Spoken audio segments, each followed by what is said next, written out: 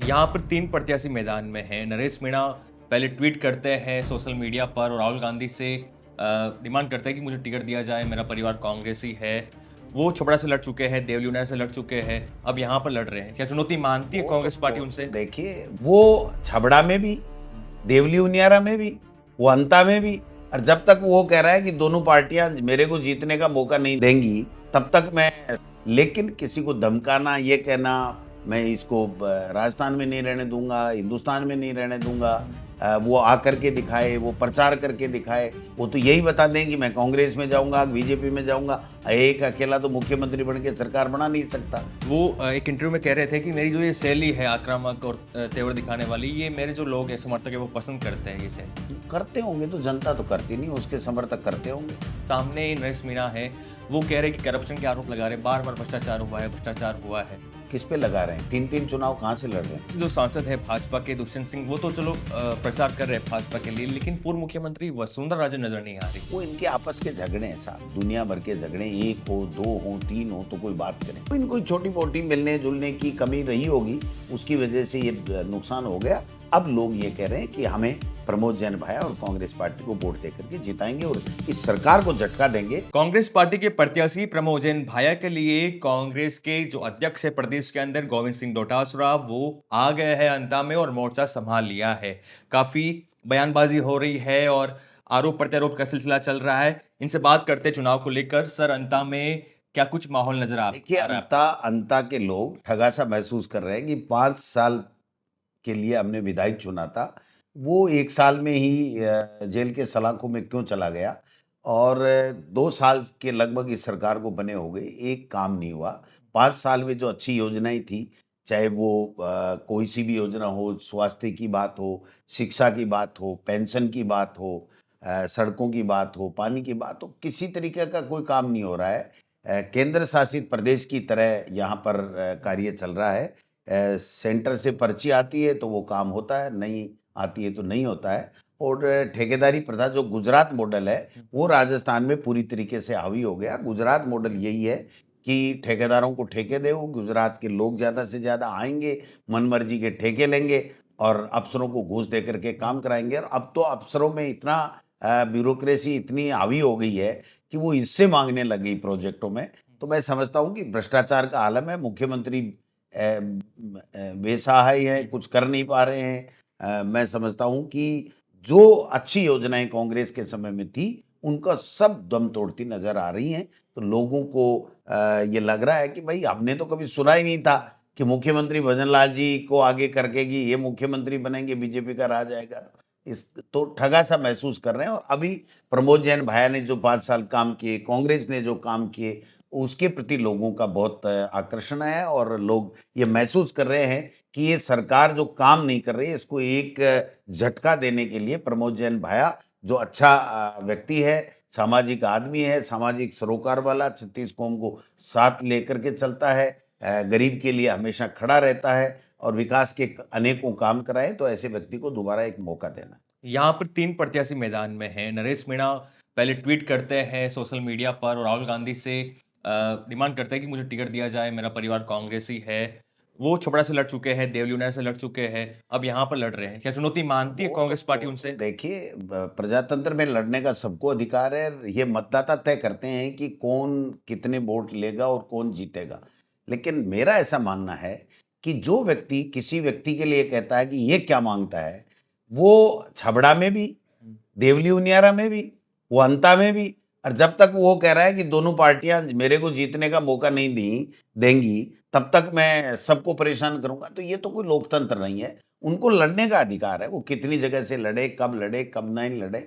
लेकिन किसी को धमकाना, ये कहना मैं इसको राजस्थान में नहीं रहने दूंगा, हिंदुस्तान में नहीं रहने दूंगा, वो आकर के दिखाए, वो प्रचार करके दिखाए, तो ये जो भाषा है वो सभ्य समाज में होती नहीं है और हमारे संविधान में इसकी कोई व्यवस्था नहीं है। वो अपनी बात करें, कि वो अपना विजन बताएं, कि जनता के सामने रखें कि मैं अगर जीत गया तो मैं क्या करूंगा। वो तो यही बता दें कि मैं कांग्रेस में जाऊंगा, बीजेपी में जाऊंगा। एक अकेला तो मुख्यमंत्री बन के सरकार बना नहीं सकता। एक अकेला विधायक को या तो हाँ पक्ष में बैठना पड़ेगा या ना पक्ष में बैठना पड़ेगा। तो कहाँ बैठेंगे यही पता नहीं। तो जनता समझदार है और वो फैसला करेगी, और कांग्रेस पार्टी जो 36 कौमों को साथ लेकर के चलती है, वो कांग्रेस पार्टी को लोग वोट देंगे। वो एक इंटरव्यू में कह रहे थे कि मेरी जो ये शैली है आक्रामक और तेवर दिखाने वाली, ये मेरे जो लोग हैं, समर्थक हैं, वो पसंद करते हैं ये शैली। करते होंगे तो, जनता तो करती नहीं, उसके समर्थक करते होंगे। उसके समर्थक करते हो, इससे जनता का क्या वास्ता है? सारे तो उनके समर्थक हो नहीं सकते, और फिर भी जनता तय करेगी। अब तो 10 दिन बाकी हैं, कोई ज़्यादा समय ये नहीं है, 11 तारीख है। 11 तारीख को अंता की जनता को फैसला करने दो कि कौन किसको पसंद करता है। अगर कांग्रेस की रीति-नीति, कांग्रेस की आइडियोलॉजी, कांग्रेस के विकास के काम जो 5 साल सरकार ने किए, और इस 2 साल में जो कुशासन मिला है हमको, इन सब चीज़ों के ऊपर जनता गौर कर रही है, और मैं समझता हूँ कि मैं पूरी तरीके से आश्वस्त हूँ कि यहाँ कांग्रेस पार्टी चुनाव जीतेगी। यहाँ से जो सांसद है भाजपा के दुष्यंत सिंह, वो तो चलो प्रचार कर रहे हैं भाजपा के लिए, लेकिन पूर्व मुख्यमंत्री वसुंधरा राजे नजर नहीं आ रही। वो इनके आपस के झगड़े हैं साहब, दुनिया भर के झगड़े, 1 हो, 2 हो, 3 हो तो कोई बात करें। अनेकों झगड़े हैं, कोई आज से नहीं है। भजन लाल जी को किस बीजेपी के नेता ने 2023 दिसंबर के चुनाव में, आम चुनाव में किसने कहा था? प्रधानमंत्री मोदी जी ने, एक अमित शाह ने, जो बीजेपी के प्रदेश अध्यक्ष ने, एक सीएलपी लीडर ने, किसने कहा था कि भजन लाल जी मुख्यमंत्री बन जाएँगे, आप वोट दे दो बीजेपी को? अगर ये कहते तो ये दिन ही नहीं देखने पड़ते। कांग्रेस की सरकार आती, लेकिन सबको बना दिया चारों तरफ से, और फिर पर्ची निकाल करके बना दिया। अब वो पर्ची असक्षम है, वो भी अपना निर्णय ले नहीं पाती, तो जनता परेशान है। जी, एक अंतिम सवाल आपको निकलना है सर, समय देने के लिए बहुत-बहुत धन्यवाद। एक सवाल की जो सामने नरेश मीणा हैं, वो कह रहे हैं कि करप्शन के आरोप लगा रहे हैं, बार-बार भ्रष्टाचार हुआ है, भ्रष्टाचार हुआ है। किस पे लगा रहे हैं? 3-3 चुनाव कहाँ से लड़ रहे हैं? जनता पूछ रही है, 3-3 चुनाव कैसे लड़ रहे हैं?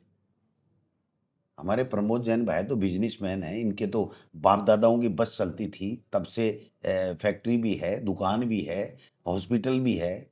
तो ये कहाँ से चुनाव लड़ रहे हैं? दूसरों पे आरोप लगाना, किसी पे पत्थर फेंकना, ये तो कोई भी कर सकता है। लेकिन अपने दामन को साफ बताने के लिए दूसरे के साफ दामन के ऊपर आप कीचड़ उछालना चाहते हो, ये कहाँ की न्यायोचित बात है? मैं तो इसको ठीक नहीं मानता। अगर मदन राठौड़ जी या कोई दूसरा व्यक्ति अगर भाया जी के लिए कोई बोल रहा है ऐसा किया वैसा किया, तो डबल इंजन की सरकार है, फिर कार्रवाई क्यों नहीं की आज तक? आज तक कोई एक जांच बता दो, एक एप्लीकेशन बता दो, एक शिकायत बता दो।